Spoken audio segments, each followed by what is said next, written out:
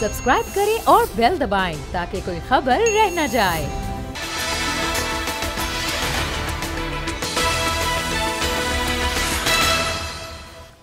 अस्सलाम वालेकुम, मैं हूं फैसल अजीज खान। हिंदुस्तान में पिछले 7 सालों से माशाल्लाह है, और वो माशाल्लाह है मोदी का माशाल्लाह। इस माशाल्लाह में हुआ यह है कि हर इदारा आरएसएस के कंट्रोल में है। वो सुप्रीम कोर्ट हो, अदलिया, कोई भी अदलिया हो, सरकारी महकमे हो, इवन यह कि इंडियन आर्मी, जहां पर भी आप देखेंगे आरएसएस और एक ऐसा फिलॉसफी जो मोदी चाहते थे वैसा हो रहा है। ना मुसलमानों के पास राइट्स हैं, ना दलित के पास राइट्स हैं, ना ही सिखों के पास राइट्स हैं। अक़लियतों के साथ जो नाइंसाफ़ी हो रही है वो सारी दुनिया ने अब कबूल ली है। हुआ यह है कि डेमोक्रेसी इंडेक्स में 26वें नंबर से अब 53वें नंबर पर हिंदुस्तान आ गया। दी इकोनॉमिस्ट की इंटेलिजेंस विंग की ये रिपोर्ट है। अब इस सारे तनाजुर के अंदर बहुत बड़ा लॉस हिंदुस्तान को हुआ है अफगानिस्तान में।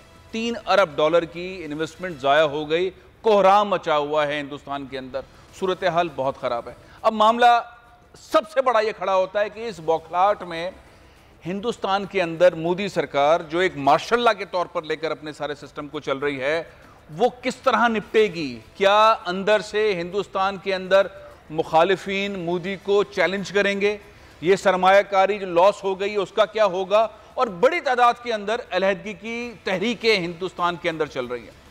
आज का सबसे बड़ा सवाल यही है कि ये अलहदगी की तहरीकें कितनी तेज़ी से हिंदुस्तान को तोड़ती हैं। डॉक्टर जुनैद अहमद साहब मेरे साथ इस वक्त मौजूद हैं। डॉक्टर साहब अस्सलाम वालेकुम। वालेकुम अस्सलाम। डॉक्टर साहब, हिंदुस्तान के अंदर तो बहुत गड़बड़ हो गई है, इन्वेस्टमेंट ज़ाया हो गई है, मोदी का फलसफा, उसकी माशाल्लाह, उसको दुनिया ने चैलेंज कर दिया है। अब सवाल यह है कि अफगानिस्तान में नाकामी के बाद अब अगले स्टेप्स हिंदुस्तान में होंगे क्या? क्या मोदी के खिलाफ कुछ होगा? अलहदगी की जो तहरीकें हैं वो पनपेगी, वो आगे बढ़ेंगी, तेजी से कोई नुकसान होने का खदशा है हिंदुस्तान में?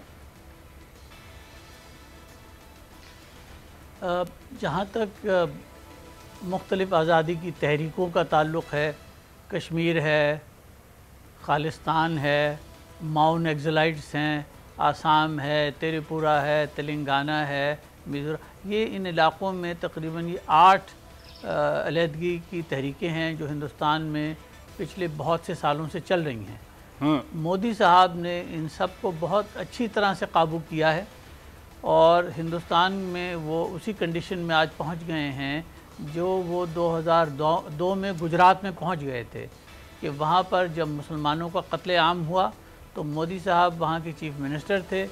उन्होंने अदलिया को भी अपनी जेब में रख लिया था, पुलिस को भी जेब में रख लिया था, सारी लॉ इन्फोर्समेंट एजेंसीज़ भी उनके जेब में थी, सिविल सोसाइटी भी उनके जेब में थी, सिविलियन गवर्नमेंट भी उनके जेब में थी, और उनको कोई रोकने वाला भी नहीं था।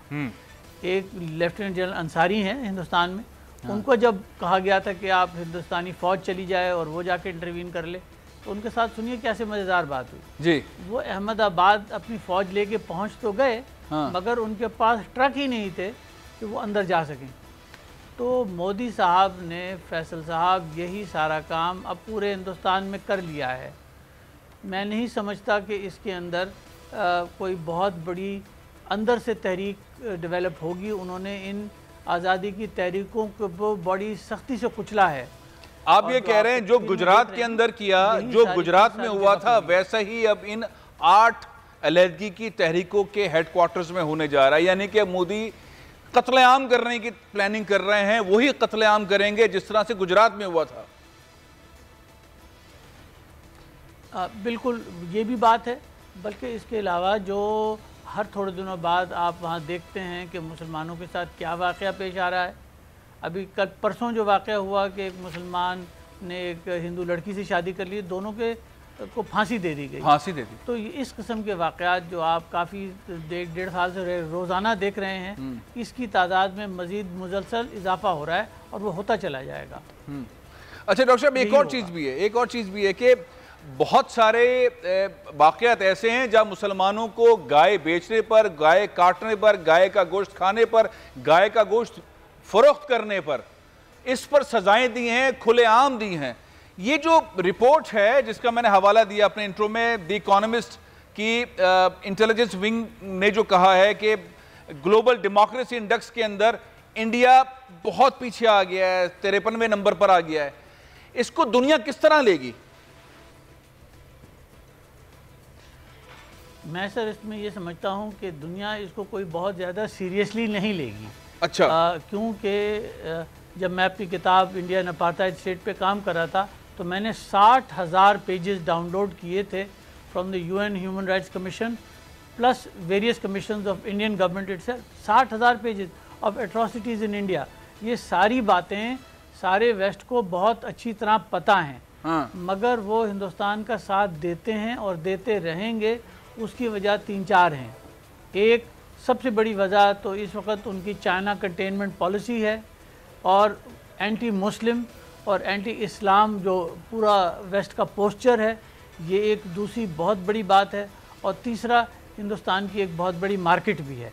इन तीनों वजूहात की बिना पर वेस्ट इंडिया को सपोर्ट करता रहेगा। आपने देखा है किस तरीके से अमेरिका ने खुल के इंडिया को ओपनली साथ दिया है।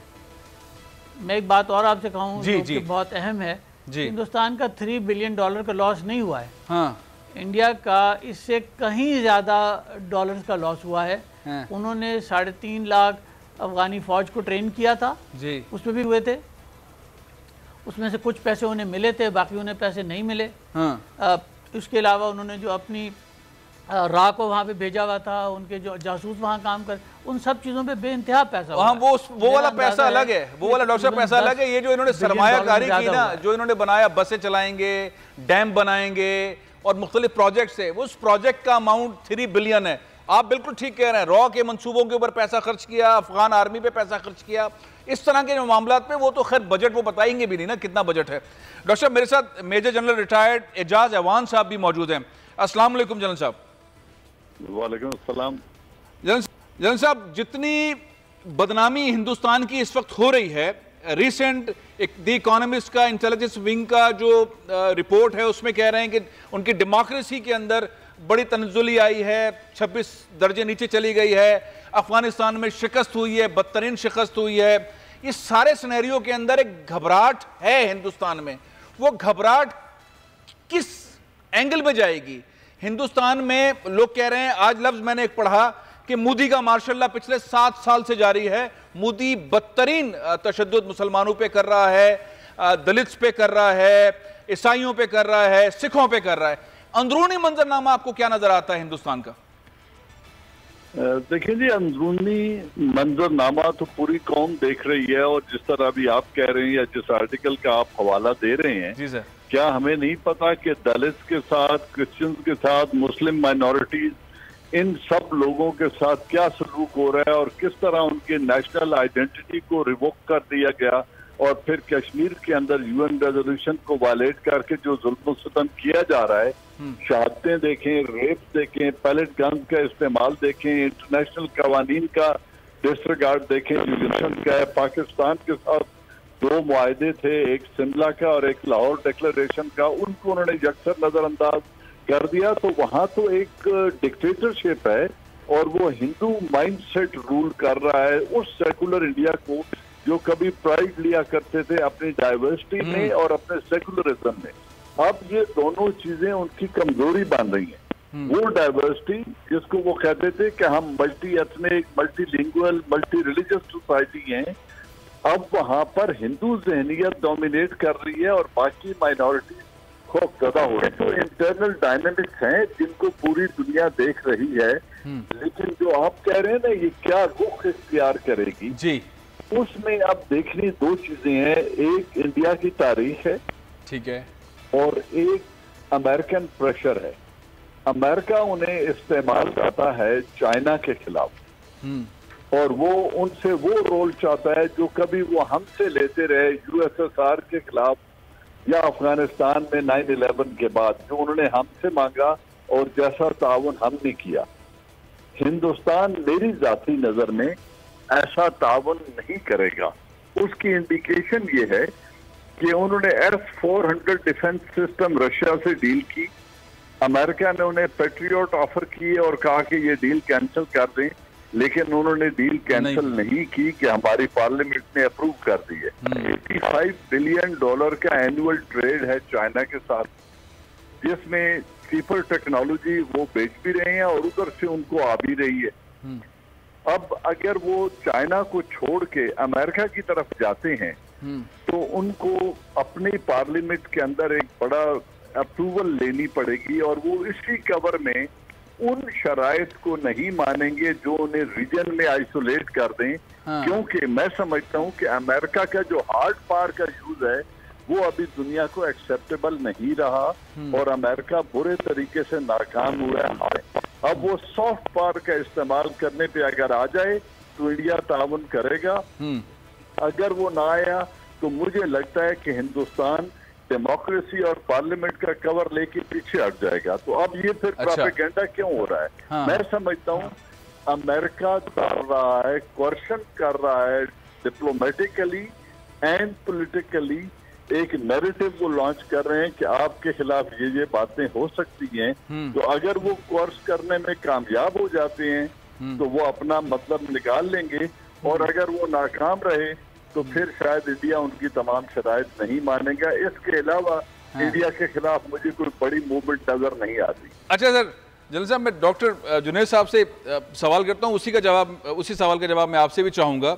ये जो शिकस्त हुई है, हिंदुस्तान की सारी स्ट्रैटेजीज अफगानिस्तान में फेल हो गई हैं, उनकी सरमायाकारी फेल हो गई है, रॉ की मनसूबाबंदी फेल हो गई है, वो जो पाकिस्तान में करना चाहते थे हर तरह से हिंदुस्तान चित हो गया है अफगानिस्तान के अंदर। डॉक्टर साहब, इसकी जिम्मेदारी किस पर होगी? मोदी पर होगी, अजित डोवाल पर होगी?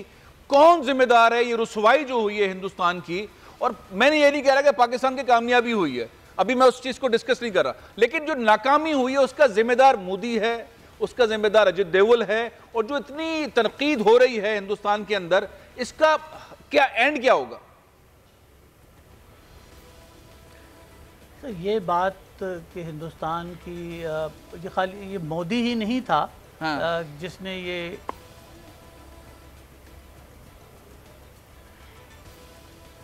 जी डॉक्टर साहब, हेलो जी डॉक्टर साहब, ये खाली जी मोदी ये जो कुछ भी अफगानिस्तान की पॉलिसी थी और जो कुछ भी हुआ है ये खाली मोदी के ज़माने से नहीं था। मोदी के ज़माने से ये तो सन 2000 से चल रहा है, जब और ये मामला तो बहुत पुराना है। इसके अंदर मोदी साहब ने आकर इसकी स्पीड को बढ़ाया है। हाँ, स्पीड से इसकी है।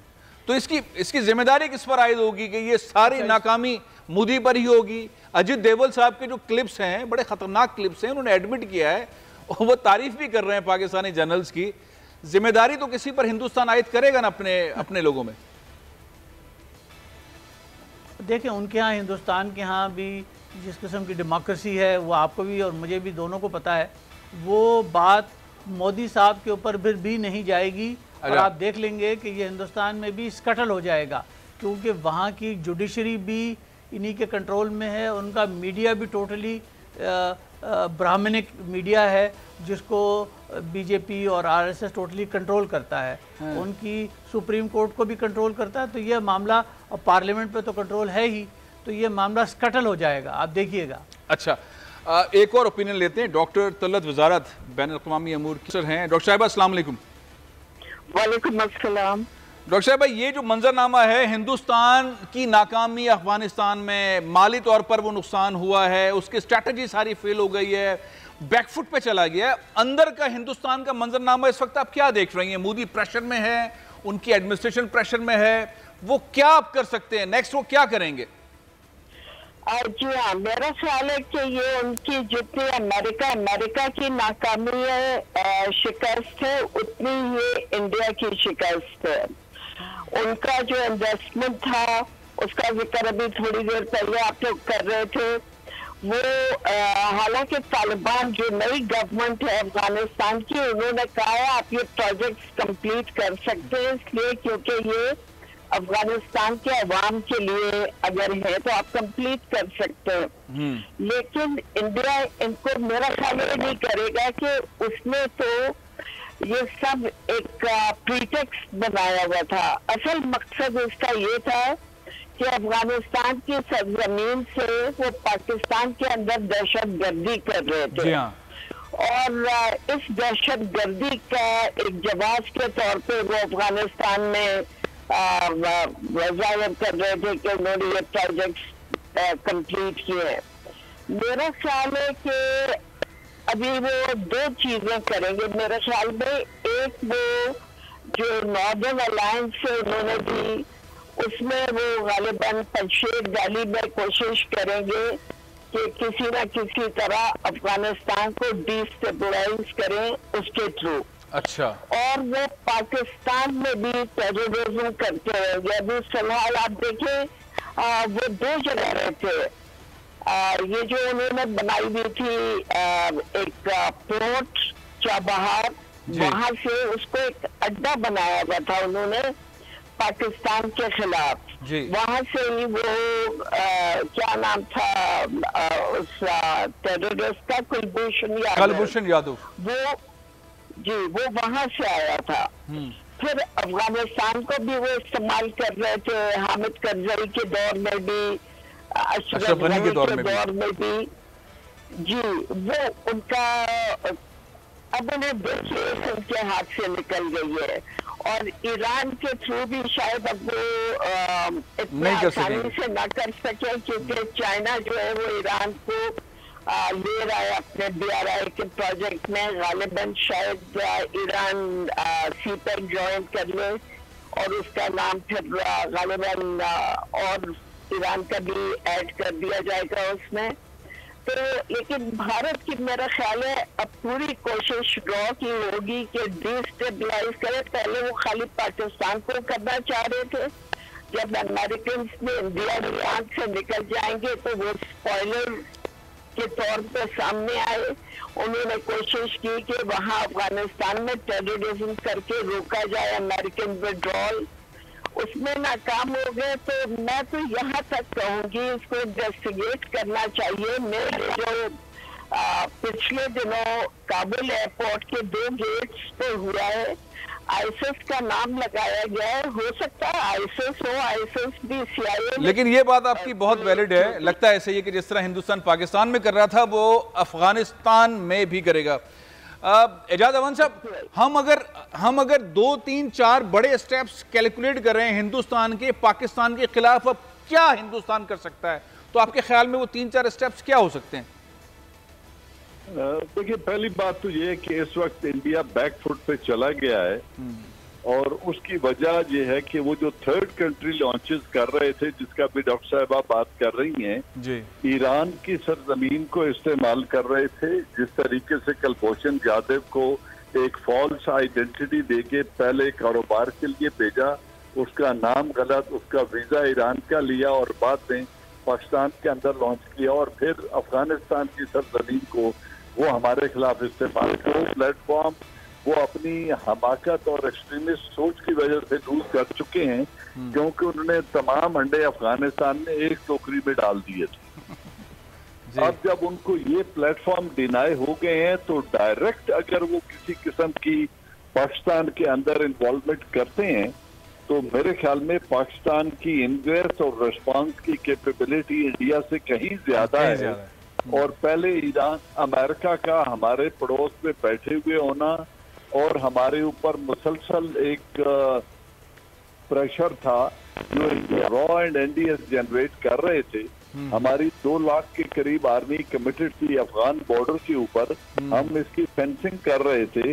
जब हम इधर से फारिग हो जाएंगे तो फिर इंडिया के लिए बड़ा मुश्किल होगा किसी किस्म की डायरेक्ट मुदाखलत के अंदर या स्टेट स्पॉन्सर्ड टेररिज्म का उसको रिस्पांस भी फिर बहुत सख्त मिलेगा, क्योंकि अब वो थर्ड कंट्री लॉन्चेस डिनाई कर चुका है। तो मैं समझता हूँ कि they will lick their wounds for some time and let's see how they try to unfold it, क्योंकि अब पाकिस्तान और ईरान बवसातत चाइना और अपने बाहमी जो हिस्टोरिक रिलेशन है उसकी वजह से बहुत नजदीक आ गए हैं। पाकिस्तान ईरान फेंसिंग कर रहे हैं अपने बॉर्डर की, जॉइंट पेट्रोलिंग होगी। और इसी तरह अफगानिस्तान के साथ जो हमने लिए और अपने फोर्स बना लिए हैं, हाँ। अब अगर सर तालिबान की हुकूमत कायम हो जाती है तो ये दो बॉर्डर हमारे इंशाल्लाह बहुत सिक्योर हो जाएंगे। बहुत सिक्योर होंगे। बहुत बहुत शुक्रिया, बहुत बहुत शुक्रिया ज़ैवान साहब, बहुत बहुत शुक्रिया आपका। अब ये तो हिंदुस्तान की बात हो गई। अब मामला ये है कि तालिबान हादसाती तौर पर काबुल में हुक्मरान हो गए हैं या वाकई उनकी बहुत बड़ी जद्दोजहद थी, और अफगानिस्तान के अंदर तालिबान अब क्या कर रहे हैं, दुनिया क्या चाहती है उनसे, इस मौजू पर बात करेंगे। और साथ ही जो लॉस है हिंदुस्तान का, तालिबान वो लॉस पूरा करने के लिए सोच रहे हैं या नहीं, इस ब्रेक के बाद।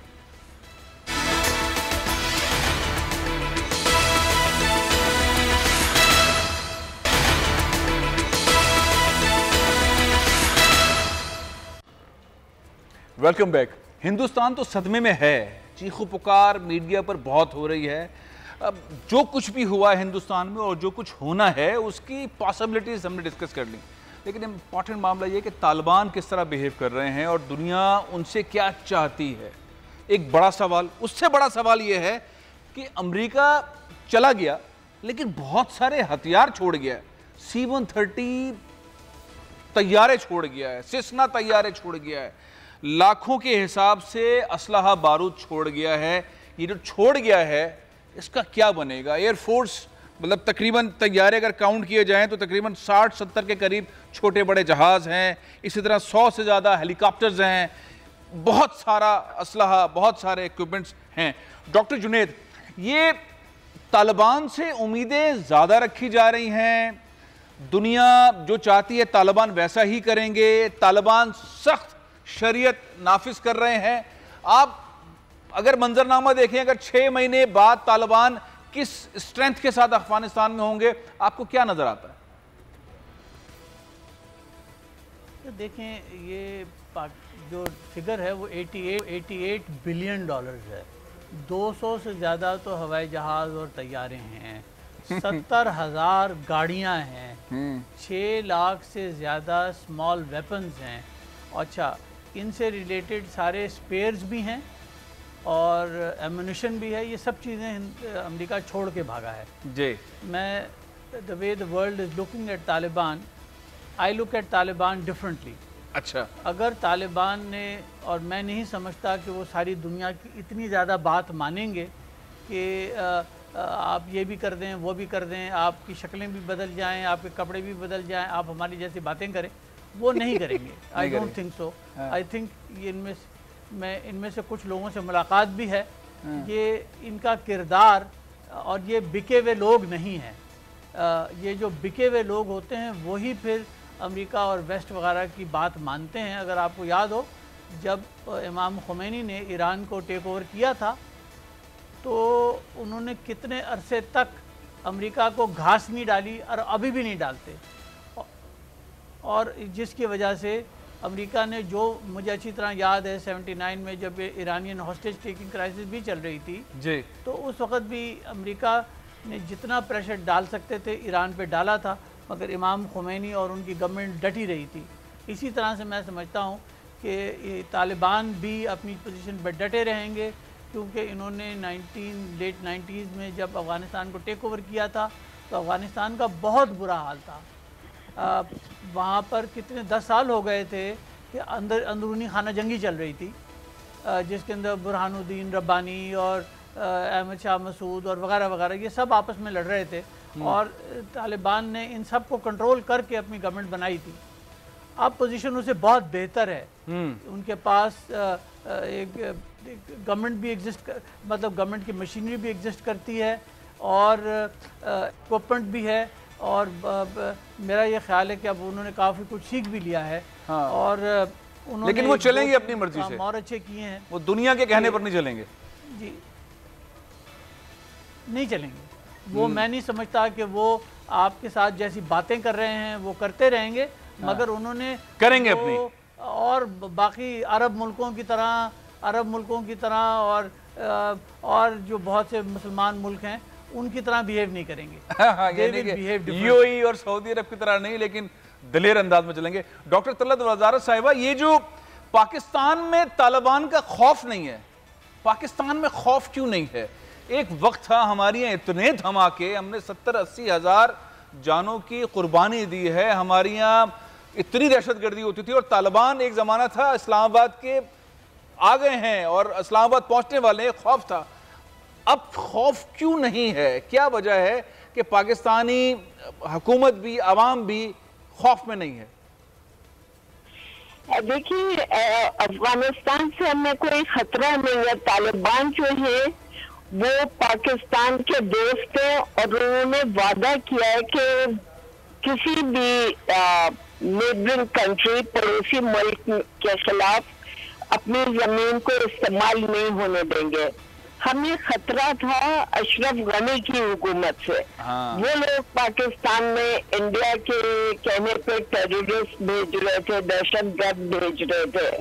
पाकिस्तान में चूंकि ना किसी मुल्क में दहशतगर्द भेजे, ना अफगानिस्तान में कोई अपने फेवरेट्स बनाए। इंडिया कहता है तालिबान पाकिस्तान की ऑलमोस्ट पॉकेट में है। किस कदर मतलब का खेज आइडिया है। जो तालिबान को जानते हैं उन्हें पता है कि तालिबान जो है वो काफी इंडिपेंडेंट है। इस दफा मुझे लगता है तालिबान की पॉलिसीज पहले से थोड़ी मुख्तलिफ है, लेकिन मैं जुनैद साहब से बिल्कुल इत्तेफाक करती हूँ कि वो किसी के कहने पे नहीं चलेंगे। जो वो समझ रहे हैं कि आस पास के सियासी यानी अवामिल हैं, जियो पोलिटिकल कंडीशंस हैं, उसको देखते हुए वो खुद अपनी पॉलिसी बनाएंगे जिसमें फैक्टर होगा, अफगानिस्तान की इंटरेस्ट भी होंगी और अफगानिस्तान के अवाम जो 40 साल से जंगें देख रहे हैं उनके हालात बेहतर बनाने की मेरा ख्याल है कोशिश करेंगे। तो अगर पाकिस्तान फैसल, मैं आपसे जी डॉक्टर साहब अपनी बात पूरी कर लें, फिर मैं आपकी तरफ आता हूँ। डॉक्टर जुनैद, मैं आपसे ओके जी, अगर पाकिस्तान, चाइना, रूस, ईरान और दीगर जो पड़ोसी हैं अफगानिस्तान के, सेंट्रल एशियन रिपब्लिक, अगर सब मिल जाए और मिलकर अफगानिस्तान को स्टेबलाइज करें, अफगानिस्तान भी इन ममालिक में जो यानी लोग दहशतगर्दी करते थे उनसे अपने आप को अलग रखे, जैसे कि उन्होंने एश्योरेंस दी है, और ये ममालिक इस्लाम को स्टेबलाइज करे, इसमें सबका फायदा है, सबका फायदा, बिल्कुल, और सीपैक बहुत फ्लरिश कर सकते हैं। बिल्कुल सही है।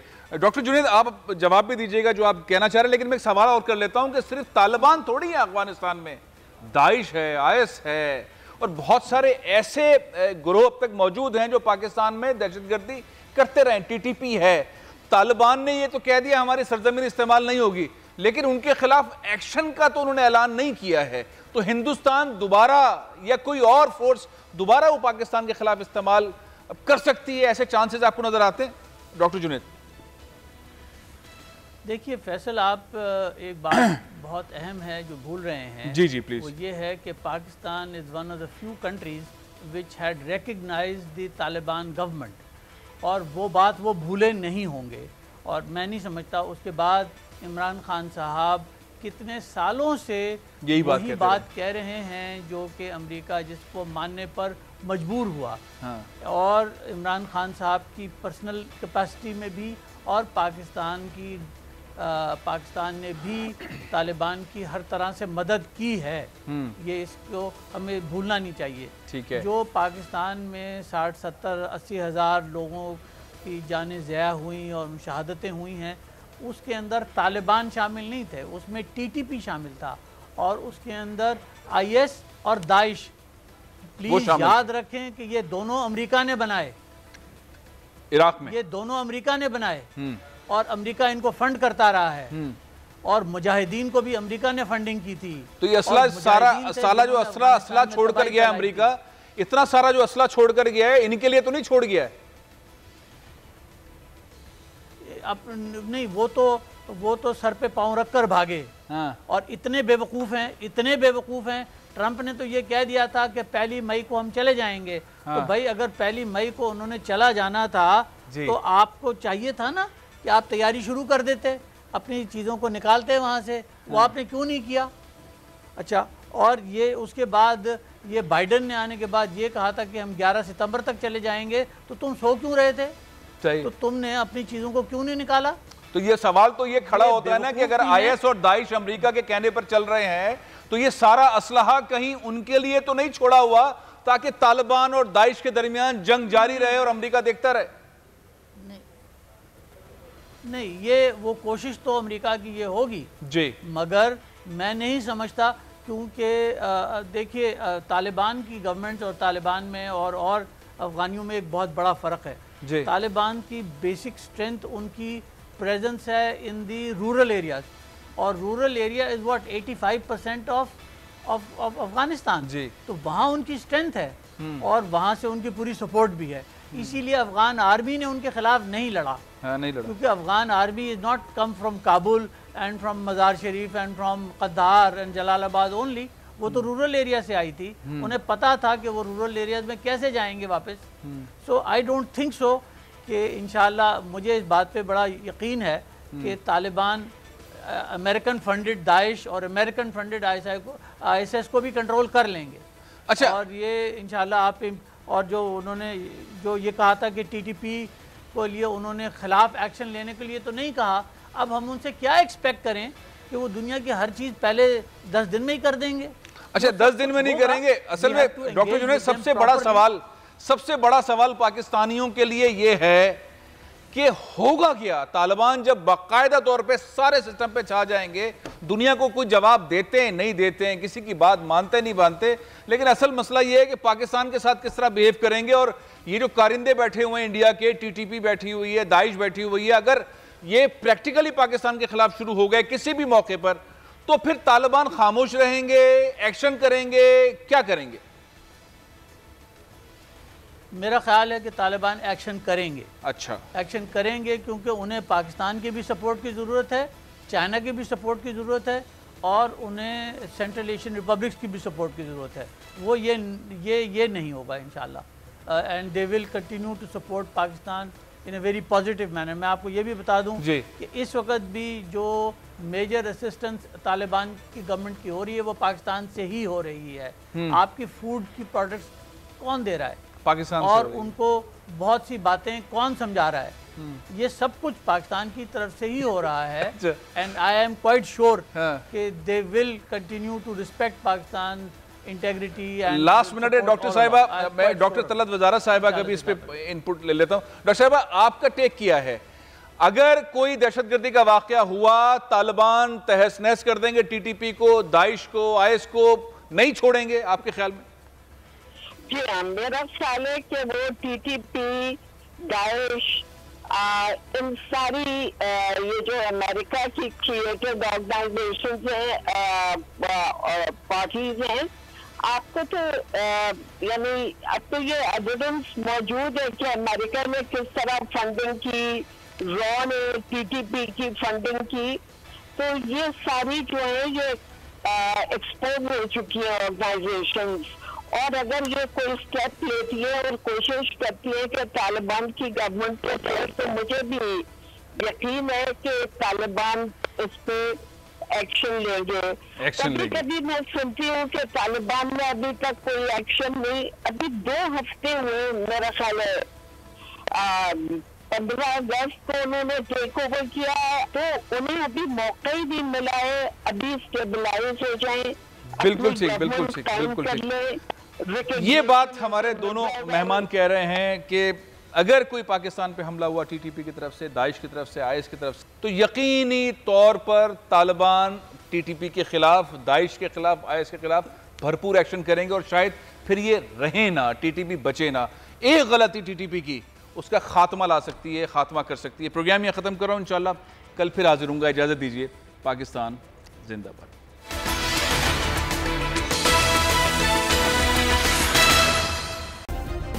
सब्सक्राइब करें और बेल दबाएं ताकि कोई खबर रह न जाए।